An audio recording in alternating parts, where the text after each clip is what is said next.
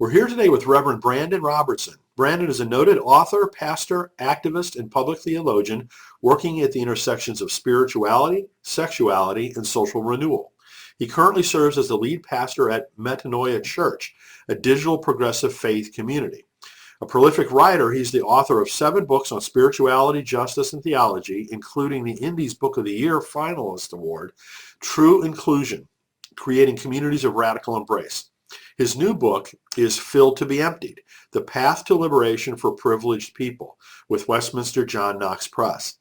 Brandan has bylines in publications such as Time Magazine, San Diego Union Tribune, the Huffington Post, NBC, and the Washington Post. He's regularly interviewed in national and global media outlets, including NPR, The Independent UK, and the New York Times.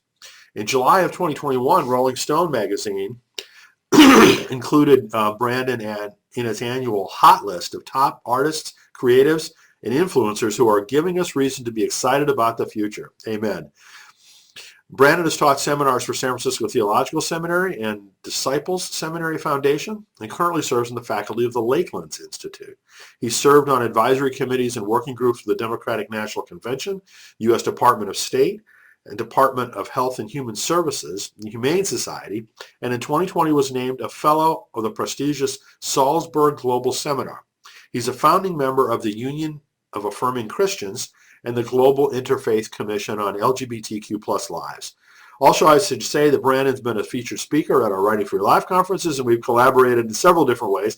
Brandan was also a contributor to our recent book, How to Heal Our Divides, which we greatly appreciated.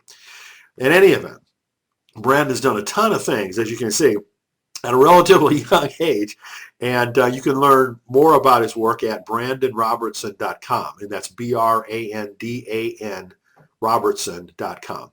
So, Brandan, thanks so much for joining us, and many, many congratulations for all the great work that you've done. Well, thank you so much, and likewise. I'm so excited to be back with you and grateful for all the work that you're doing in the world. Well, thank you, but it is always so much fun and so nourishing, to collaborate with you. I really appreciate that. Yeah. So I'd really love for you to tell people about the new church. Metanoia, I think it's just a fantastic model. I was so glad to see that you're doing it. Tell us more. Yeah. Well, really, I was pastoring a church through the beginning of the pandemic, a brick and mortar community in San Diego. And I'd been wrestling with kind of what we were doing as a church for a while. I was getting tired of looking at our finances every week at our church and seeing that a majority of our income was going to fund a building. And we weren't really doing all that much for the community, and there were lots of crises around us, and it was just an ethical crisis for me. And so I walked with that community, and they were incredible, and we ended up selling the building and doing all of that. But by the time the pandemic happened, I got on TikTok, which is something I'd never wanted to do, never thought I would do, and very quickly noticed that me sitting down and sharing theological videos was getting thousands of views. And over a couple of months while on TikTok, we got up to like 60,000 followers, and that just continued to grow. And so I wanted to do an experiment with that. And I asked my TikTok followers on a video, I said, hey, would you all come on Tuesday night and do a Zoom Bible study with me? You just come and hang out, and let's see if we can get to know each other more. Well, the first week I did that, we had like 100 folks come and join us on Zoom. And that Bible study lasted, I've been doing it consistently for the past 2.5 years now. And we've consistently had this large group of folks from all around the world coming and studying the Bible and talking about what it means to follow Jesus in our world. And so the light bulb went off for me that I didn't actually need to be in a brick and mortar church, that I didn't need the structures and all of the burdens of a church in order to do really effective ministry. My Bible studies were getting more on Zoom, more people than we ever had in our sanctuary on Sundays. And so there were a number of reasons, but I ended up taking a leap out of that physical church role in December of 2020 and moved to DC, spent a year really cultivating this online community on TikTok. And then January of this year, we decided to go ahead and turn that Bible study into a bi-monthly worship gathering. And when we launched our first week, we had 450 people signed up to be a part of our community. Those numbers keep going up. And it's not about the numbers. I say that not to show off how many people we have, but to simply say the online environment has torn down walls of separation, torn down traditional barriers to people being able to come to church. So many of the folks that show up in our community last week, we have folks in South Africa, we have somebody in Lebanon who says, I'm gay, I'm in the closet, it's not safe for me to be out, I'm also a Christian, this is the only space I can be. And they come and they share their authentic heart with us, their faces on the screen, which they never get to show themselves like that in the real world. And so just witnessing that is like so transformative for me as a pastor, and it feels more like church than anything I've ever done. And so we're going to keep doing this. It's an experiment right now, and I'm committed to do it twice a month for the rest of this year. And if it continues to be something that grows, and I hope it does, then we'll turn it into kind of a full church structure, look at hiring folks. And I mean, the pastoral care load alone is a lot when you're dealing with folks from all around the world. And so I'm really excited to see what it can become, but it does feel like in some ways one of the futures of what progressive church looks like. I couldn't agree with you more, Brandon. I mean, I've been thinking this for a while, and the pandemic, as terrible as it was, probably the most positive side effect is what you were saying about breaking down geographical walls with the tools like Zoom that we're using right now available, and people's becoming accustomed to using it to build relationships has allowed us to finally transcend this completely geographic driven world that we used to live in. Yeah. And with the internet gradually moving ourselves out of that into a more boundaryless, if that's the right word, kind of a world. And we're still in a hybrid situation, right? And there's going to be both for a long time, and that's perfectly fine. I mean, I'm still wholly in favor of in-person church, no question about that. But we're going to have both, right? And it's clear which way the pendulum is swinging. And I may not see it in my lifetime, but you will through virtual reality, that there'll be a time when an online church experience looks just like an in-person church experience. I really believe that. And so, 20, 30 years from now, maybe until the technology exists for that to happen. But I think that'll be the case. So anyway, good for you for being a pioneer, you know what I mean, to make this happen. Well, it's funny because I've always been hesitant about doing online church because this was a conversation back in 2005, 2008. The emergent church movement was talking about virtual church way back then. And frankly, even as a young person, I kind of rolled my eyes at it. I was like, what in the world is this? And then the pandemic I've been saying, it's been surpassed the Protestant Reformation and the printing press and all of that. That moment in history has been surpassed by the past 2 years of the pandemic. We've fully transitioned into virtual reality. Every church, every business, almost every person has learned how to communicate and connect fully digitally. And like you said, there's virtual reality coming along, this conversation around a metaverse. It's just the fact that stuff has popped up within these 2 years. I think that we'll see that technology very soon. And I don't know what it means for us. There are some also really interesting, deep theological, ethical, philosophical conversations around that. But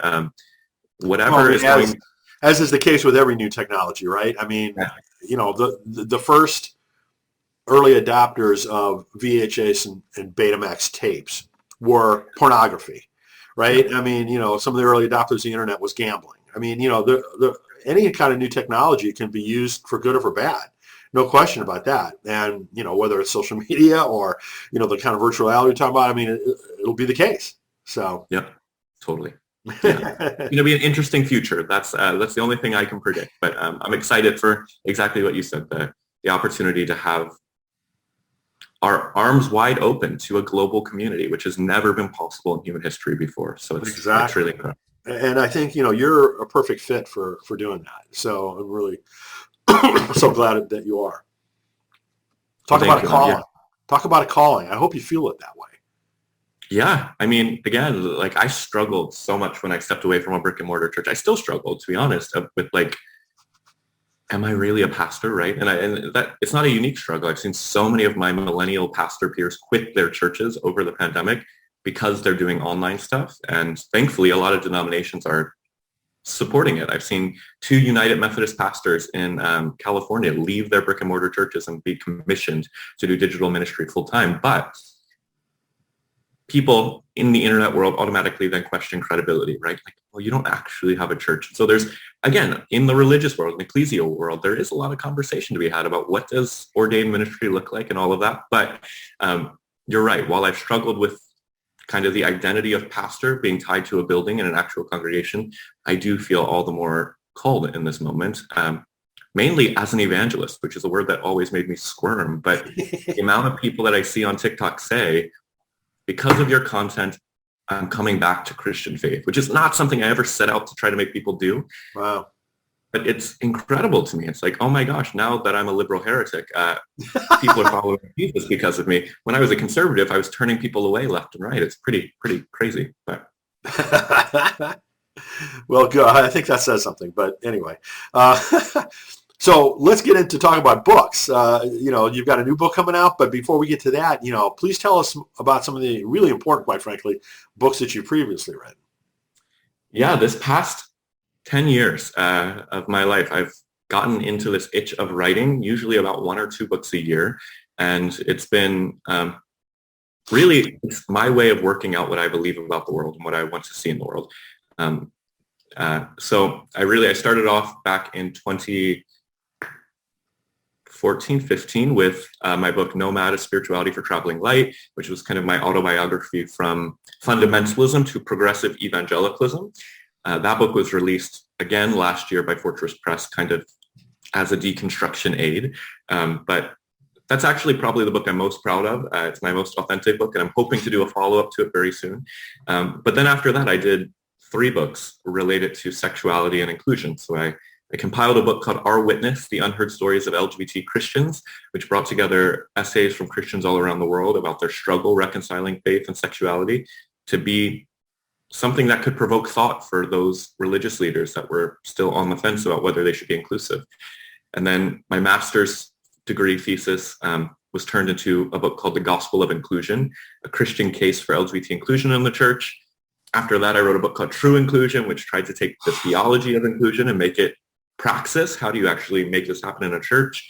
And then I got into this weird thing for the past few years of writing devotionals. So I wrote a men's devotional, which again was something I never set out to do. A publisher asked me to do it, and it was fun to think about how to write a devotional for men that didn't reiterate all the toxic masculinity stuff that our culture and evangelical culture in particular perpetuates. And then I wrote a book for teen boys, which kind of did the same thing. That came out 6 or 8 months ago now.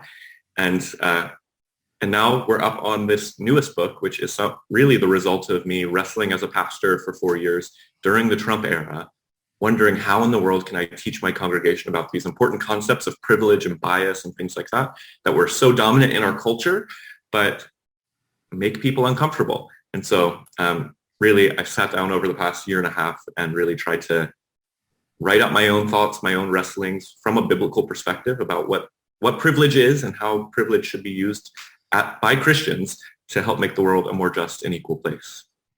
Yeah, so I was wondering how the book came about. I mean, it sounds like it was pretty organic.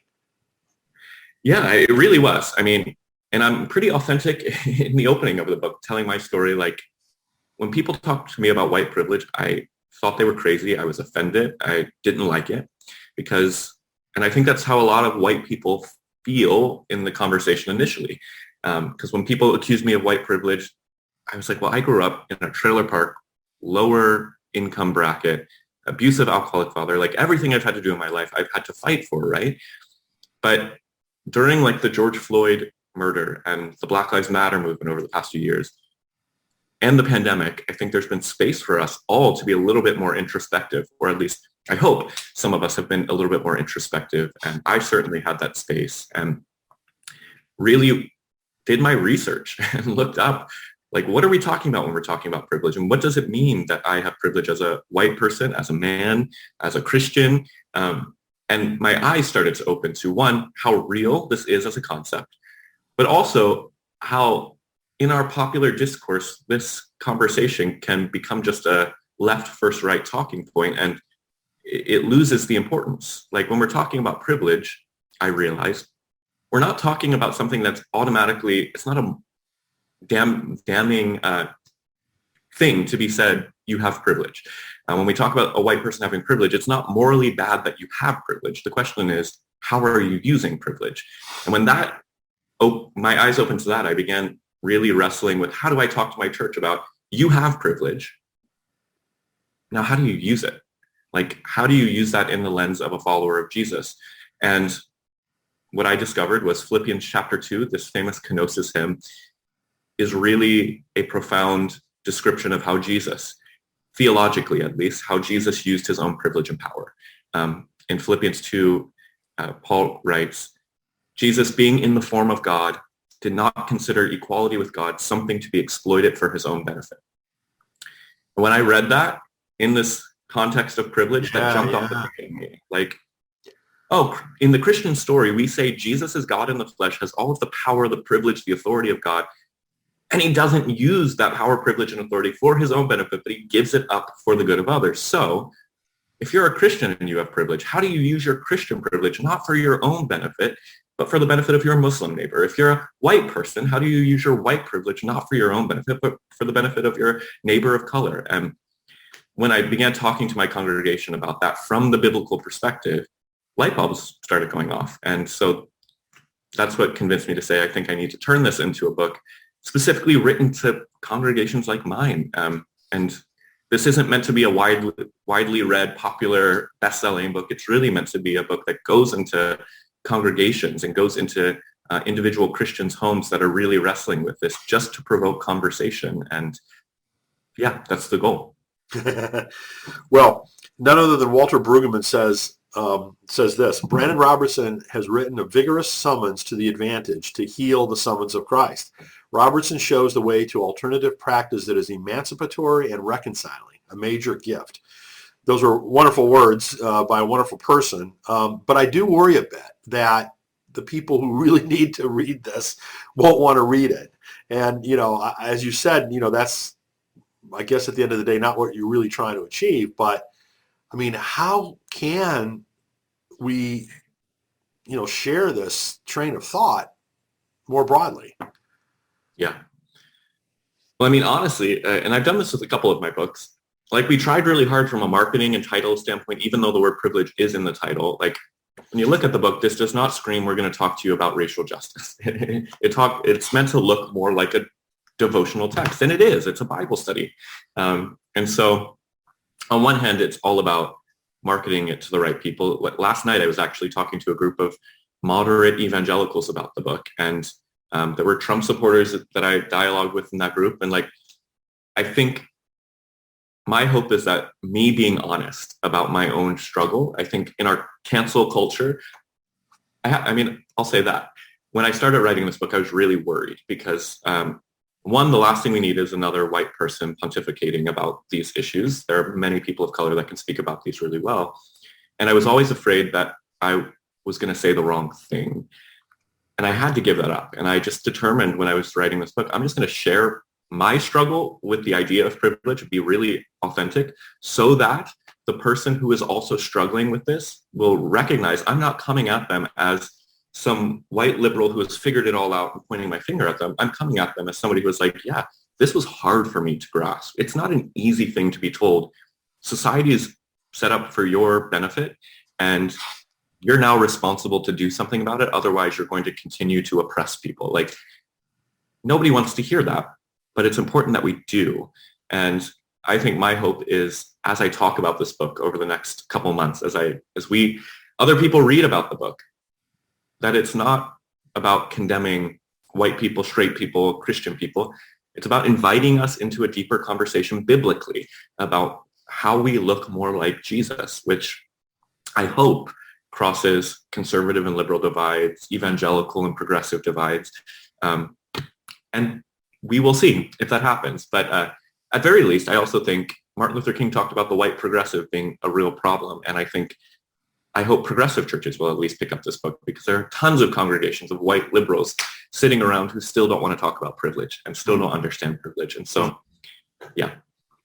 Wow, really? Well, as you and I have talked before, one of the reasons why Frederick Buechner was so widely successful was because he took the same approach that you're talking about, in terms of he told his own story. He didn't tell people what to think. He said, here's what happened to me. here's what, I went through and how it affected me and what, I came to discern out of that. And, so I'm really glad that, you've adopted that same kind of an approach. I think it's the most powerful way. I hope it works out. Yeah.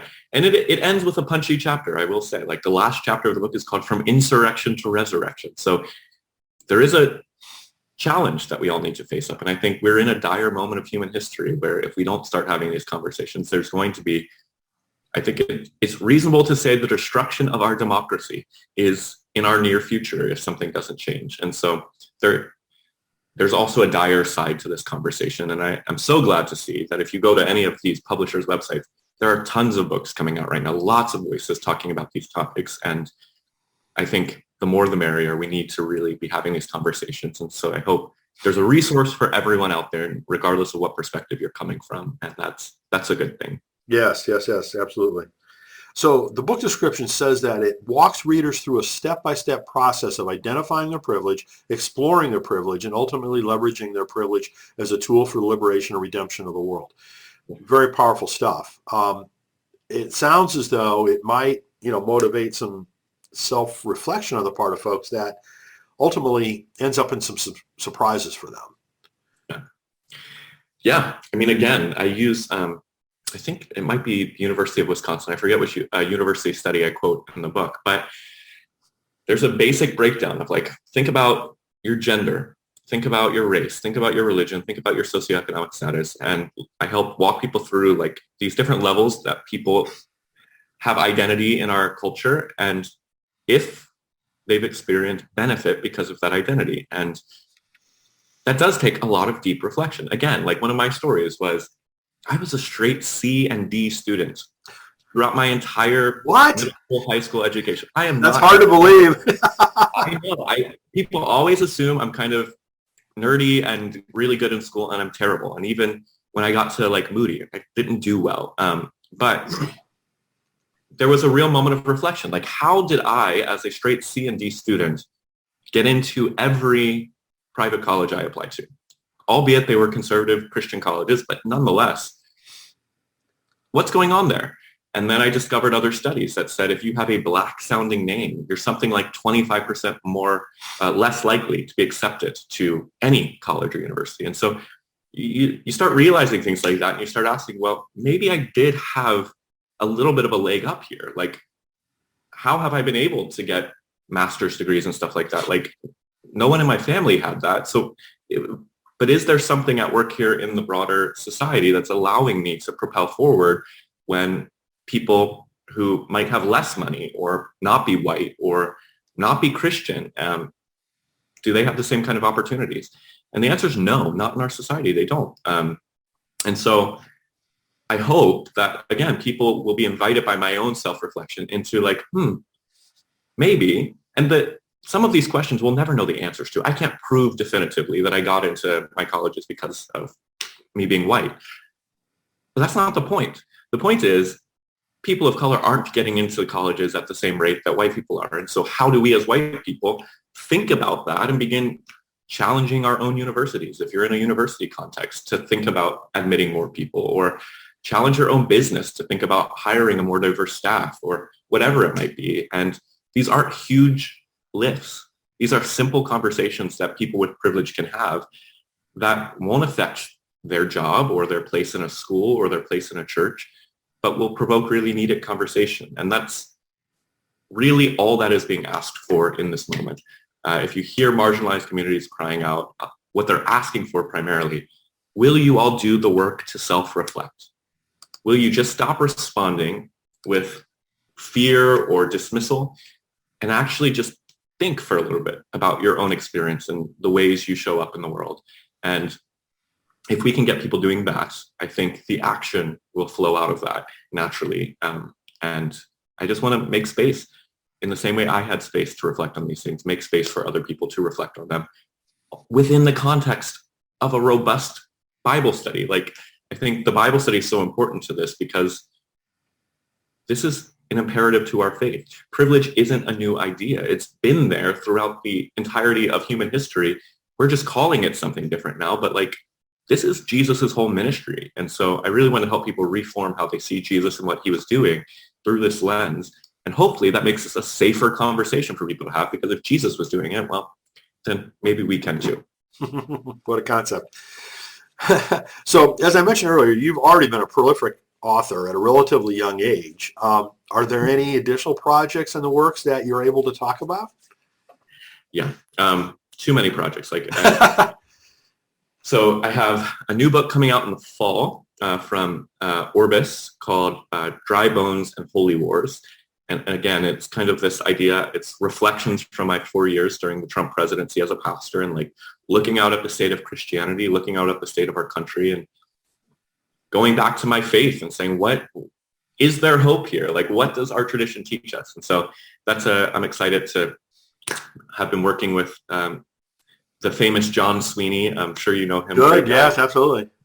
On that. And then we have a book called Building Your Digital Sanctuary that will come out in the winter, which is a edited volume with a bunch of TikTok pastors and other social media pastors talking about how you do what we do. Oh, nice. And then the goal is, if there's a publisher watching, reach out. In the next 2 years, I really would like to write a follow-up to Nomad, which would be kind of a real memoir of my past decade of life, leaving evangelicalism to now where I am today, identifying as an agnostic Christian, whatever. And I just really want to share that journey because, again, it's a journey so many people are going on. So that's what I'm aiming towards. Good. Oh, really wonderful to hear, Brandon. Thank you so much for blessing the world with your work, because that's exactly what it is. So, thank you. Again, the title of the new book is Filled to be Emptied, The Path to Liberation for Privileged People. You can learn more about it at brandanrobertson.com. So, Brandon, thanks so much for all of your wonderful work and for joining us to share it with us. We really appreciate it. Thanks for helping me get the word out there. I appreciate it as well.